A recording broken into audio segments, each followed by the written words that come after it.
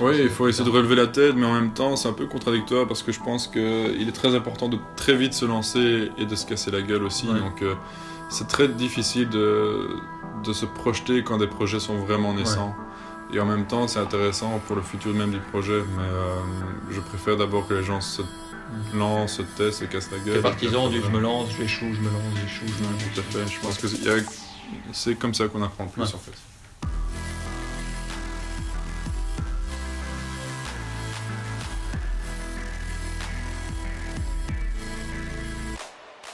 Ça enregistre. David, merci d'avoir accepté cette interview. Pas de soucis, Tancred, avec plaisir. Est-ce que tu peux raconter ton histoire, dire un peu ce que tu fais pour que les gens nous écoutent, comprennent un peu? Ok, pas de soucis. Donc, bonjour les gens, je m'appelle David. Et il y a quelques mois encore, j'étais étudiant ici à la LSM à Louvain-la-Neuve. Et j'avais vraiment cette furieuse envie d'entreprendre. Vraiment, vraiment, vraiment. J'ai eu la chance, pendant mon parcours académique, mais surtout extra-académique, d'avoir fait pas mal de projets, des qui ont bien marché, des qui ont moins bien marché. Maintenant, le but était clair à la fin de mes études, c'est de pouvoir ouvrir les portes de l'entrepreneuriat. Et le problème, c'était que je ne savais pas par où commencer. Et surtout, j'avais plein de petites idées, de dire, ok, j'ai vraiment envie de développer ces idées-là et peut-être en faire une entreprise. Mais je n'avais pas l'idée flamboyante, l'idée fulgurante, l'idée qui en valait vraiment la peine. Donc je me suis mis à la recherche de gens qui, eux, avaient des excellentes idées en disant « Coucou, je suis là et je suis là pour t'aider si tu veux, on peut former une équipe et développer ton projet. » Donc je voulais pas faire de la consultance, je voulais pas suivre les projets de loin, je voulais vraiment faire partie de l'aventure depuis le début et de dire « Ok, on a participé au tout début, à l'éclosion de l'idée, au challenge de celle-ci et vraiment son évolution. » C'était vraiment l'élaboration entière, quoi. Exactement, donc ça c'était mon rêve personnel. Et donc la première étape c'était de trouver des gens qui avaient des excellentes idées avec qui je pouvais éventuellement travailler. Donc j'ai participé pour cela à des événements des networking, où on rencontrait pas mal de gens, d'acteurs de l'entrepreneuriat qui avaient déjà des projets, d'autres pas, qui réfléchissaient. C'était vraiment intéressant, mais le problème que j'avais à ce niveau-là, c'est que j'étais un peu perdu dans la masse, quoi. On était seul parmi 600 personnes et c'était pas évident de trouver toujours des collaborateurs, ou les gens ne venaient tout simplement pas pour trouver des collaborateurs. Ils venaient pour parler et échanger à propos de leurs idées, déjà construites, déjà bien vendues et bien préparées. Donc le problème, c'était qu'on était vraiment perdu dans la masse à ce niveau-là. Après, il existe des solutions, des plateformes en ligne de matching. Et là, je dis chouette, c'est vraiment le truc qui correspond à mon besoin, c'est-à-dire qu'on peut remplir son profil, ses envies, ses compétences, et après, on est matché, apparemment, selon des algorithmes, avec des personnes qui sont complémentaires. Donc, j'ai testé, j'ai bien aimé. Le problème, c'est que le résultat, ça donnait des personnes à Paris, New York, Amsterdam, qui étaient intéressées par le profil, mais pas Louvain-la-Neuve, là où j'étudiais. C'était loin, quoi. Voilà, et je voulais pas travailler par Skype tout simplement. Moi j'ai besoin de rencontrer les gens avec qui je travaille, discuter avec eux, échanger, brainstormer. C'est toujours mieux d'être en contact direct avec la personne. Mais l'autre inconvénient, c'est qu'il n'y a pas le côté humain. Oui, c'est ça, mais comme tu disais avec le Skype aussi, il y a ce petit bug-là. Et le problème aussi, c'est une fois qu'on rencontre la personne, parce qu'elle est finalement à Bruxelles pendant un week-end ou quoi, elle ne correspond pas toujours à ce que tu pensais. À ce que je pensais. Et la motivation ou tout simplement les feelings est vraiment quelque chose de très très très important. Donc le hard skill pour moi n'est pas toujours prioritaire, mais c'est vraiment la bonne cohésion, la bonne entente de l'équipe qui est le plus important. Et c'est pas toujours en faisant des Skype ou via des plateformes en ligne de matching que ça va marcher, même si certaines sont très efficaces et qu'il y a des réussites. Mais pour moi, en tout cas, personnellement, ça ne me convenait pas. J'avais besoin de rencontrer les personnes et de voir un peu si on pouvait vraiment collaborer, travailler ensemble, plutôt que simplement partager des compétences qui pouvaient être intéressantes. Et donc voilà, déçu un peu de ces deux expériences, les événements où on était perdu de la masse et les plateformes en ligne où je n'avais pas vraiment ce feeling qui était, on va dire, utilisé. J'ai lancé un peu par hasard un petit événement dans l'arrière-salle du Brastan, à Louvain-la-Neuve, le café que vous connaissez peut-être. Et là, le principe était très simple. On devait parler entrepreneuriat, on devait parler collaboration. Et donc, on avait vraiment cadré les choses avec une certaine méthodologie. Et le but était alors de me trouver un projet, comme on le disait depuis le départ, de manière vraiment égoïste, totalement égoïste et totalement assumé. Un projet et puis basta. Et après, on était lancé dans une aventure entrepreneuriale avec les gens qu'on rencontrait ce soir-là.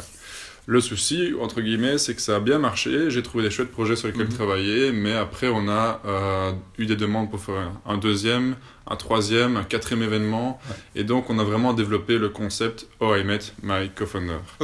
Et c'est justement aussi grâce à YouStart au départ, j'avais été membre de YouStart que j'ai pu développer un peu les prémices de ce qu'est aujourd'hui How I Met.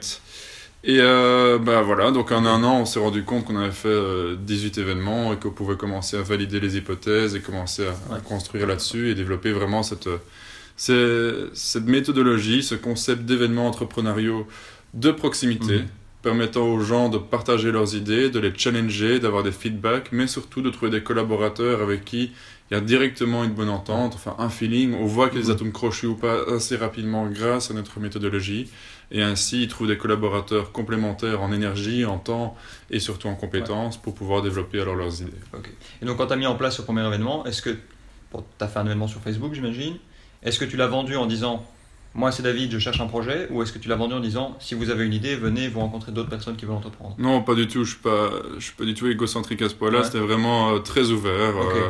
À tous ceux qui veulent parler entrepreneuriat, voici une occasion, et n'hésitez pas à partager vos idées ou à venir chercher les projets qui pourraient vous intéresser. Donc on commençait à cibler une cible sans le savoir en fait, et c'est en fait au fil des sessions qu'on a pu vraiment corriger non seulement le ciblage, le tempo, le wording, et voilà. Mais non, la toute première session, le tout premier événement, on n'était même pas 20 je pense, et le but était vraiment de parler entrepreneuriat dans sa globalité, avec comme cadre qu'il y aurait des gens qui apportent des idées et des gens qui viennent challenger ces idées-là. Et du coup, ça contraste beaucoup avec les événements auxquels tu es allé, où il y avait 600, 500 personnes. Oui, tout à fait. C'était l'objectif aussi, j'imagine. Oui, voilà. Donc on voulait vraiment pas faire du quantitatif. On ne vise toujours pas du quantitatif. On vise pas des salles de 500 personnes. On vise des gens ou des groupes de 15 à 45, 60 personnes. Pourquoi? Parce qu'on fait aussi une présélection. Et oui, ce que j'ai pas dit, c'est qu'en fait, au départ, on s'est un peu distancé des événements, tout comme des plateformes en ligne, mais on s'est inspiré des deux. C'est-à-dire qu'avant chaque événement de petite taille, qualitatif, nous faisons un matching. C'est-à-dire qu'avant chaque événement, les gens nous informent de leurs besoins, de leurs compétences, de leurs expériences. Et en fait, selon leurs besoins, on sélectionne les personnes aux événements. C'est-à-dire que si vous avez un porteur de projet qui recherche absolument un web designer pour son application, nous avons peut-être de l'autre côté un web designer qui cherche un projet, qui est prêt à mettre du temps et des compétences à disposition d'autres personnes. Donc ces deux personnes-là vont être intégrées à l'événement. Et en fait, il y a un matching de plus en plus élaboré qui se fait, mais c'est vraiment ça le principe, c'est d'avoir une demande et une offre et de les mettre en conciliation lors de l'événement. Et tu arrives à l'automatiser, ça?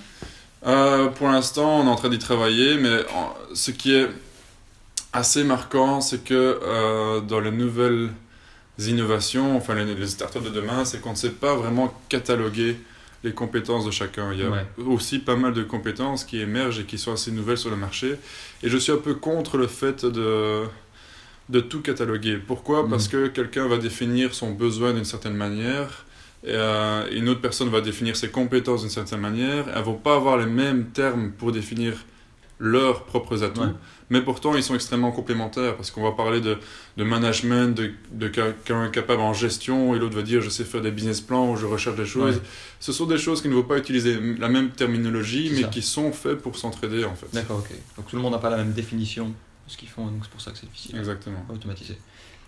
Entre le moment où tu as eu l'idée de faire cet événement et le moment où il a vraiment été organisé, il se passe combien de temps? Tu as mis combien de temps pour l'implémenter? En fait, ça dépend de ce qu'on appelle l'événement brouillon avec les... Bah, je sais pas, tu te dis tiens, je vais organiser un événement et puis on est le soir et il y a les gens qui arrivent au brasson. Le premier événement a quand même eu un processus parce que je voulais bien m'entourer, je voulais pas que ce soit un flop ou quoi, donc il y a eu quelques semaines, mais maximum 6 semaines, je dirais. Mais vraiment, on aurait pu aller beaucoup plus vite, c'est juste que je cherchais encore d'autres solutions sur le côté. Voilà. C'était une idée parmi d'autres, une solution parmi d'autres, quoi. Exact. Et t'as pas eu peur que que tu te plantais ou... Non, pas du tout. J'étais impatient de voir ce que ça pouvait donner, et j'étais persuadé qu'autour de moi il y avait une demande dans ce sens-là, à Louvain-la-Neuve et peut-être dans d'autres villes aussi. Donc j'étais plutôt intrigué et très impatient de lancer la chose. Et t'avais fait d'autres projets avant ça? Parce que t'as dit que t'avais toujours eu envie d'entreprendre. Qu'est-ce que t'as fait avant? Donc en fait avant on a eu la chance de lancer avec des amis des petits projets de start-up dans lesquels on est rentré, avec lesquels on est rentré dans des incubateurs. J'ai été aussi à YouStart, comme je l'ai dit, mais aussi la LSM Conseil, l'ingénieur entreprise, qui permet aussi de vraiment s'offrir un package en entrepreneuriat. Maintenant, il y a aussi plein de petites idées sur lesquelles on travaille en parallèle. Je sais que j'ai fait des concours comme Before Business avec des amis bruxellois, puis je suis parti avec des autres concours un peu partout. Enfin bref, ça partait un peu dans tous les sens en fait. Il y avait des projets autant dans l'électromécanique, on a lancé une application avec des amis ingénieurs civils ici qui sortaient de la StarTech, qui était vraiment intéressant et qui nous a fait rentrer dans le U-Incubator de Louvain-la-Neuve. Maintenant, ces potes-là, ils sont partis à l'étranger en Erasmus, en stage, donc on ne savait pas continuer, et donc on a rebondi sur d'autres projets. Et en fait, ça s'est chaque fois produit comme ça. Et à chaque opportunité, on la saisit, on avance. Quoi. Donc à chaque fois, c'était l'équipe qui pose le problème quand tu devais passer à autre chose. Quand tu devais passer à autre chose, tu avais un projet, tu passes à un autre. C'est quoi qui pose problème le plus souvent pour toi? Le problème qui pose... l'équipe est vraiment un élément clé, dans le sens où il faut savoir vers où on va et que chacun adapte la même vision. Maintenant, on peut très bien s'amuser et faire des tests et des hypothèses pendant quelques semaines en disant de toute façon, on n'a rien à perdre, on va tester. Mais il faut quand même prévoir le cas où ça marche et comme le cas où ça ne marche pas. Et si on ne prévoit pas le cas où ça marche, mais qu'on se rend compte qu'on est bloqué parce que les gens partent à gauche, à droite, c'est toujours embêtant, mais au moins c'est toujours une expérience. Donc il faut toujours tenter la chose. Mais dans le cas où on sait que dans 6 mois, X sera en France, l'autre sera aux États-Unis et ainsi de suite, il vaut peut-être prévoir une porte de sortie, disant dans ce cas-là, on engagera des gens. Enfin, oui, c'est l'équipe qui a souvent été l'élément clé en disant, ok, il y a soit des soucis de disponibilité ou des choses pareilles. Donc toujours se lancer, mais toujours voir un peu plus loin, en essayant de prévoir ce qui peut se passer. Pas avoir la tête dans le guidon, mais quand même voir un peu ce qui peut se passer. Oui, il faut essayer de relever la tête, mais en même temps, c'est un peu contradictoire parce que je pense qu'il est très important de très vite se lancer et de se casser la gueule aussi. Donc, c'est très difficile de se projeter quand des projets sont vraiment naissants. Et en même temps, c'est intéressant pour le futur même du projet, mais je préfère d'abord que les gens se lancent, se testent, se cassent la gueule. T'es partisan du je me lance, j'échoue, je me lance, j'échoue, je me lance. Tout à fait, je pense que c'est comme ça qu'on apprend le plus en fait. Je le dis souvent, mais mieux vaut quelque chose qui soit fait mais pas parfait, plutôt que quelque chose qui ne soit pas fait, parce qu'on est bloqué par la perfection, quoi. Oui, et ça a souvent été mon problème. Ça, c'était l'autre problème que j'avais, c'est que j'étais trop, personnellement, un peu trop perfectionniste.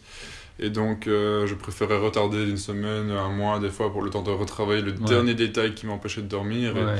Et le problème, c'est que ça fait perdre du temps. Et heureusement qu'on travaille avec d'autres personnes qui, eux, sont moins perfectionnistes que soi et qui permettent de lancer la chose. Sinon, on n'avancerait jamais.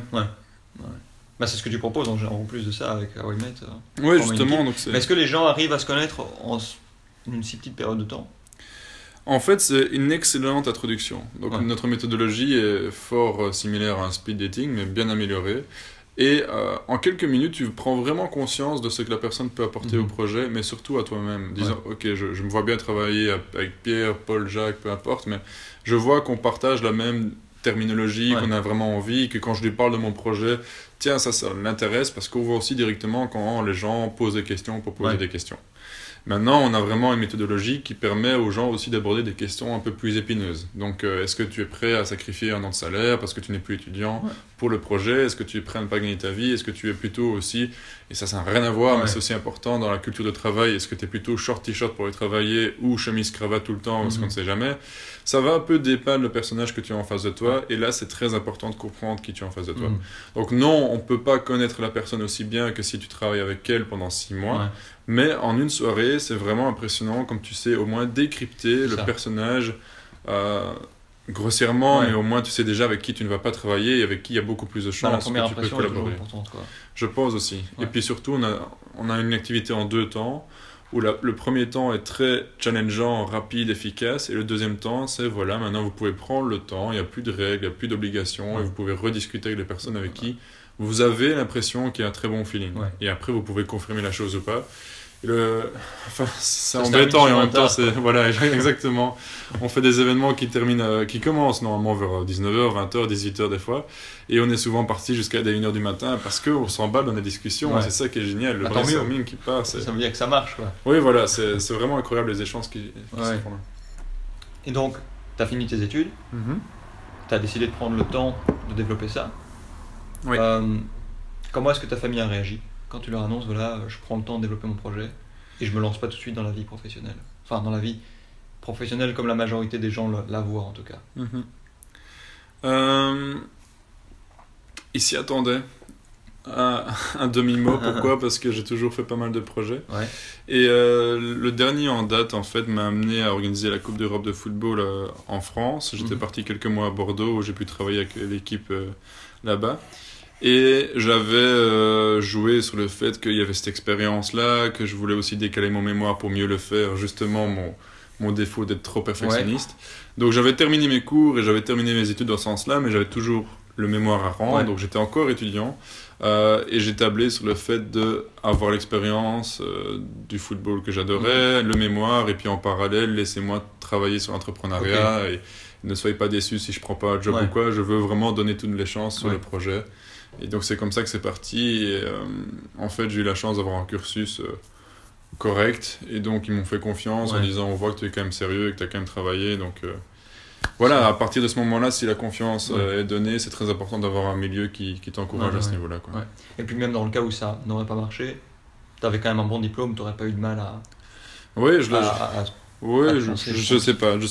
C'est l'avenir qui nous le dira. Ouais. Tout diplôme est toujours bon à prendre, je sais pas s'il y en a toujours des meilleurs que d'autres, mais... oui, voilà, on avait une sécurité au niveau des études derrière nous, mais il fallait encore réussir le mémoire. Quoi. Et surtout, tu avais été sérieux tout le long. Donc tu as construit quelque chose de solide qui t'a permis d'avoir la confiance au final. Oui, on peut dire ça comme ça. Ouais. Mais comment tu faisais pour gérer? Parce que tu entreprenais en même temps que tes études. Comment tu gérais les deux? Comment tu t'organisais? Parce que ce qui bloque pas mal de gens aussi, c'est la question du temps. Ils disent oui, mais moi j'ai pas le temps. J'étudie, il y a la vie sociale. J'ai pas le temps de me lancer. Ouais. Je me suis jamais vraiment posé cette question-là parce qu'une fois que j'ai envie, je fonce en fait. Ouais. Donc c'est vraiment la motivation qui pousse les barrières. Si tu as envie de te lancer, tu te poses pas la question. Moi, quand je suis motivé et qu'il y a un truc qui me parle vraiment beaucoup, j'ai envie de travailler dessus pour là-bas, donc je vais trouver du temps. Et moi, ça me dérange pas de travailler très tard la nuit et je suis pas un gros sorteur, donc voilà. Oui, j'adore m'amuser avec mes potes et boire des verres tranquilles dans le commu ou quoi. Ouais. Ça, c'est vraiment le truc que j'adore, mais... par rapport au projet, dès que j'en avais un qui était en tête, il y a pas mal de le sortir. Quoi. C'est une question de passion. Pendant les cours, je griffonnais, je gribouillais des logos, je gribouillais des stratégies, peu importe. J'essayais de m'amuser. Pour moi, c'était un jeu et c'était surtout une belle expérience. Ouais. Donc, c'était pas une question de temps, juste une question de priorité. Je pense qu'on peut toujours le trouver et c'est surtout une question de motivation. Ouais. Une fois que tu es motivé quelque chose, que tu sens que tu es porté par la chose, a priori, il y a peu de choses qui vont t'arrêter. La motivation passe avant la compétence pour toi? Très clairement, la détermination et la motivation pour moi sont plus importants que les compétences. Ouais. C'est ce que maintenant, il faut bien s'entourer pour avoir les compétences que l'on n'a pas. Mais si on est déterminé et que l'équipe est motivée dans le même sens, on arrivera toujours à trouver des solutions pour débloquer les problèmes. Tu peux toujours l'externaliser, ok. Oui, ça fait partie des solutions. Ouais. Tu es incubé, tu as fait des concours. Est-ce que c'est un capital? Est-ce que c'est important quand tu as un projet d'être incubé, de faire des concours, ou est-ce que pour toi il vaut mieux se concentrer sur le client et voir si on a des clients et si on peut faire du chiffre d'affaires avec ça? Tout dépend de la phase, mais je crois que en tous les cas, c'est très important d'être incubé ou de participer à des concours parce que ça te permet vraiment d'avoir un cadrage en fait. Ouais. Parce que quand tu as beaucoup d'idées ou beaucoup d'envies et aussi des études ou un job et une famille à gérer sur le côté, tu dois avoir aussi des deadlines qui te sont fixés par d'autres personnes que toi-même parce que tu auras très vite tendance à procrastiner et à bouger ces dates en disant tant pis on le fera plus tard. Mais si tu participes à des concours ou à des incubateurs, tu as des échéances, tu as des formations à respecter et les formations apportent énormément. Enfin, sincèrement, c'est pas parce que tu as fait des études en gestion que tu connais la gestion, tu apprends tous les jours et c'est impressionnant. Je pense qu'il est nécessaire de se former vraiment tous les jours parce que je me sens encore extrêmement bête dans le milieu de l'entrepreneuriat et j'apprends encore tous les jours. Donc c'est... Apprendre continuellement, quoi. Vraiment ça. Donc l'incubateur, en ce sens-là, est très très important et surtout, il te permet d'avoir un cadre, un environnement de travail très intéressant. Enfin, ici, je suis dans le U-Incubator de Louvain-la-Neuve et nous avons, dans ce cadre-là, des coachs à disposition qui ont vraiment un réseau, mais une expérience phénoménale qui nous conseillent en disant « Tiens, moi je verrais ça ». Plutôt que ceci, et c'est très très important quand on parle par exemple de pricing, parce que quand tu sors des études, que tu n'as pas vraiment une famille d'entrepreneurs qui ne sauraient pas vraiment te conseiller là-dedans, qu'est-ce qu'un entrepreneur peut demander pour tel prix, pour tel service, pour tel sujet. Enfin, c'est impossible à dire. Donc oui, tu peux faire des études de marché, mais à partir du moment où tu as des professionnels qui ont déjà évolué dans le monde de l'entrepreneuriat, qui te disent, moi j'ai vécu ça et je vois ça comme ça, c'est vraiment hyper intéressant d'être incubé. Et pour les concours, c'est vraiment des challenges qui vont t'ouvrir à d'autres entrepreneurs et à d'autres experts, et ça c'est hyper intéressant. Tu te fais un réseau dans les deux cas, quoi. C'est plus qu'un réseau, moi je vois ça vraiment comme une formation continue, comme un challenge du projet, et un réseau, oui, dans une troisième partie, mais c'est plus focus sur vraiment le challenge du projet. Est-ce que les enseignements qu'ils donnent, aussi bien à l'incubateur principalement, est-ce que c'est un enseignement qui est plus concret et que tu peux plus facilement utiliser en situation réelle que l'université, par exemple? Très certainement, dans le sens où l'incubateur sélectionne le projet et les équipes derrière le projet, et donc vu que c'est sur base de sélection, il y a peu de projets a priori suivis, et les formations, les workshops qu'on a sont centrés sur le projet. Donc on met en fait en application tout ce qu'ils disent sur le projet même, directement, non-stop, et c'est le projet qui progresse. Grâce à ce qu'ils t'enseignent, quoi. Exactement. Donc c'est un peu à la demande. J'imagine que si tu as une question, tu peux toujours recourir à la personne. Oui, il faut profiter de ces workshops pour poser toutes les questions du domaine abordé. Comment tu fais pour maximiser tes chances d'être pris? Parce que tu dis une sélection. Admettons, j'ai un projet, je veux être incubé. Comment je m'y prends pour augmenter mes chances d'être pris? Ça, on ne le sait pas vraiment avant. On demande un peu après pourquoi est-ce qu'on a été pris. Donc on est quand même curieux. Pourquoi est-ce que nous et pas d'autres? Et très honnêtement, ça dépend de la qualité du projet, l'innovation, parce qu'il y a des incubateurs qui s'axent sur des domaines bien spécifiques. Il y en a qui sont beaucoup plus technologiques, beaucoup plus électromécaniques peut-être. Ça dépend vraiment dans quel incubateur, dans quel cadre vous voulez rentrer. Mais je crois que ce qui est commun à chacun, c'est qu'il doit y avoir une bonne équipe derrière le projet. Parce que si vous avez un projet qui est pas terrible, mais porté par une équipe qui est vraiment complémentaire et excellente, ils savent qu'ils vont réussir quelque chose. Alors que si vous avez une idée qui est géniale, terrible, mais que l'équipe n'arrive pas à se voir, à s'entendre, à travailler ensemble, le projet ne saura pas avancer. Donc ils misent vraiment beaucoup sur l'équipe, et c'est aussi là-dessus que ça m'a conforté dans l'idée que les sessions How I Met My Co-Founder sont vraiment utiles en fait. Donc on permet non seulement de challenger les idées, mais surtout de renforcer et d'améliorer les équipes qui portent les projets. Tu fais de l'accompagnement des équipes que tu formes grâce à How I Met? Est-ce que tu donnes de l'aide ou est-ce que c'est pas encore le cas? On y a pensé, mais comme je le disais, je ne considère pas encore des experts comme les coachs qu'on a eus. Je préfère qu'on ait fait des échecs à plusieurs reprises avant de commencer vraiment à accompagner des équipes et qu'on ait lancé nous-mêmes plusieurs peut-être SPRL ou autre chose. Tu te sens pas encore assez... Non, je pense qu'il y a des personnes qui sont juste mieux placées que nous. Il y a beaucoup d'offres sur le marché aussi. Vous trouvez aussi la bonne qui vous convient pour le projet. On est toujours là pour aider les gens et pour les aiguiller vers peut-être des professionnels qu'on a pu rencontrer grâce à notre parcours. Et ça, c'est vraiment... On nous le demande de manière très récurrente. Mais je pense que accompagner les projets de manière à part entière, ce n'est pas encore l'objectif pour l'instant en tout cas. Ok. Pour conclure, la chose que tu as apprise et la chose que tu pourrais conseiller aux gens qui veulent se lancer? Persévérer. Quoi qu'il arrive, il faut être déterminé, motivé et écouter ses tripes. Vraiment. S'il y a quelque chose qui ne te quitte pas, qui ne quitte pas ta tête, tes envies, ton sommeil peut-être, il faut absolument aller dedans. Il faut ne pas avoir de regrets. C'est vraiment ça que je veux mettre en avant tous les jours, c'est ne pas avoir de regrets et tout tenter pour ne pas avoir de regrets. Ok. Écoute, merci David. Pas de souci, merci à toi.